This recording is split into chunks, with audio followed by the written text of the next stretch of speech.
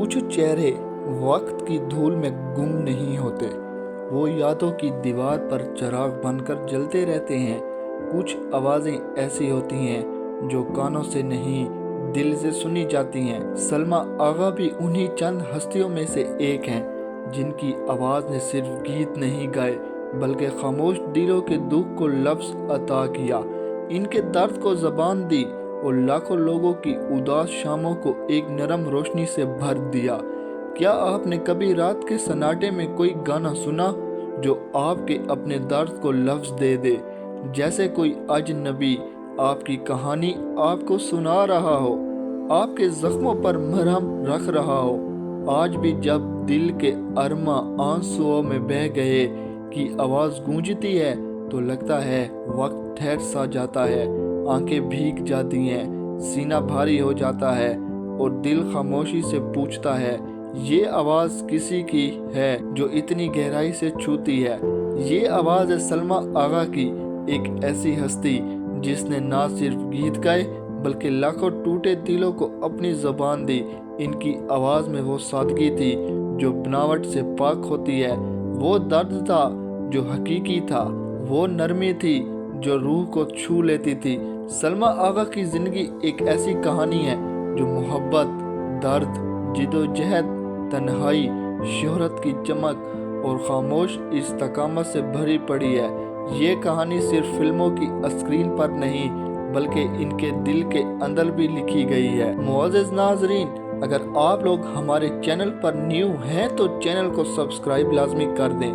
سلمیٰ آغا 29 اکتوبر 1954 کو کراچی، سندھ، پاکستان میں پیدا ہوئیں۔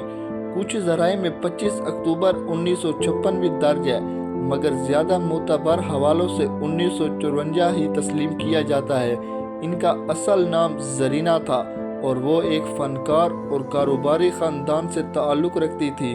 ان کے والد لیاقت گل آغا ایک کامیاب تاجر تھے جو قیمتی پتھروں، اینٹیک اشیاء اور قالینوں کا کاروبار کرتے تھے۔ ان کی والدہ نسرین، اصل نام زرینہ غزنوی، ایک فنکار خاندان سے تھی۔ نسرین کی والدہ انواری بیگم مشہور اداکارہ تھیں اور والد رفیق غزنوی ایک نامور موسیقار اور اداکار تھے۔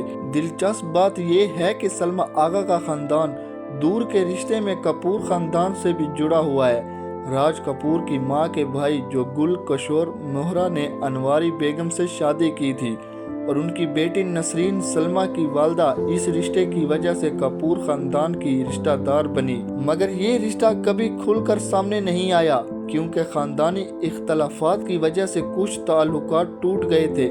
بچپن میں ہی سلمیٰ آغا کا خاندان لندن منتقل ہو گیا جہاں ان کی پرورش ہوئی۔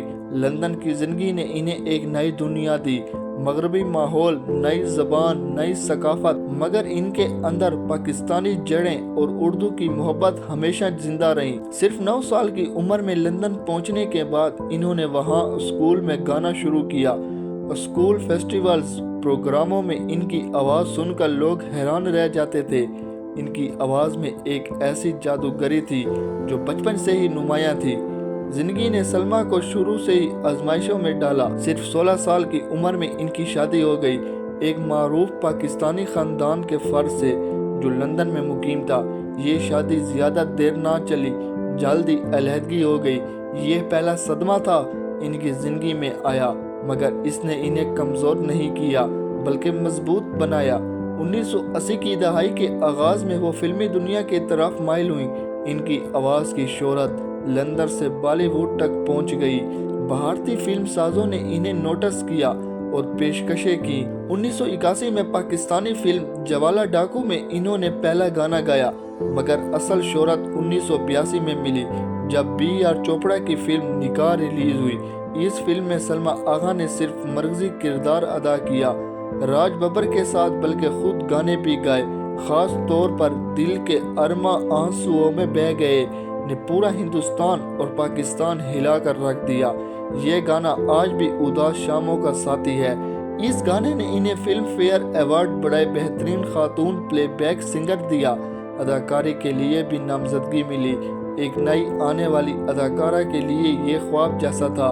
راتوں رات شہرت، تالیاں، محبت۔ لوگ کہتے تھے کہ کہ سلما کی آواز میں وہ ٹھہرا ہوا غم ہے جو بناوٹ سے پاک ہے۔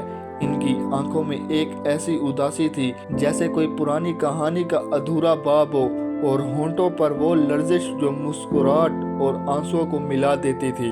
اس کامیابی کے بعد انہوں نے کئی فلموں میں کام کیا۔ شہرت کی چمک کے پیچھے تنہائی کے سائے بھی تھے۔ سلما آغا کی ذاتی زندگی میں کئی بار دل ٹوٹا۔ پہلی شادی جوان عمر میں ناکام ہوئی۔ دوسری شادی پاکستانی اداکار جاوید شیخ سے 1980 کی دہائی میں ہوئی، مگر یہ بھی مختصر رہی اور بچوں کے بغیر ختم ہو گئی۔ تیسری شادی 1999 میں مشہور پاکستانی اسکواش کھلاڑی رحمت خان سے ہوئی۔ یہ رشتہ طویل چلا، تقریباً 21 سال۔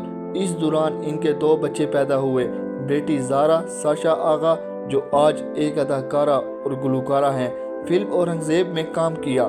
بیٹا علی آغا خان لیاقت علی خان جو بیڈمنٹن کھیلتے ہیں، مگر 2010 میں یہ شادی بھی طلاق پر ختم ہو گئی۔ 2011 میں سلما نے دبئی میں مقیم کاروباری منظر شاہ سے شادی کی۔ یہ رشتہ آج بھی چل رہا ہے، مگر سلما زیادہ تر ممبئی میں رہتی ہیں جہاں ان کی بیٹی ساشا کام کر رہی ہیں۔ سلما نے کئی انٹرویوز میں کہا کہ ان کی آواز ان کے درد کی آئینہ ہے، جو لوگ ان کے گیت سنتے ہیں اور اپنا درد ان میں پا لیتے ہیں۔ ان کی زندگی نے انہیں سکھایا کہ شہرت مستقل نہیں ہوتی، محبت بھی کبھی کبھی ٹوٹ جاتی ہے، مگر آواز اور یادوں میں زندہ رہنا اصل کامیابی ہے۔